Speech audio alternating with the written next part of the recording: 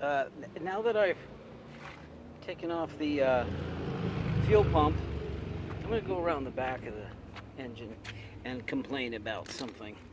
This little pipette goes all the way through, and you see there is a hose clamp holding it. That hose clamp needs to be not a hose clamp, because you can't get to it very easily from around the side. This hose clamp needs to be replaced with vice grips. Just put some vice grips on there and leave them on there. Just leave them there.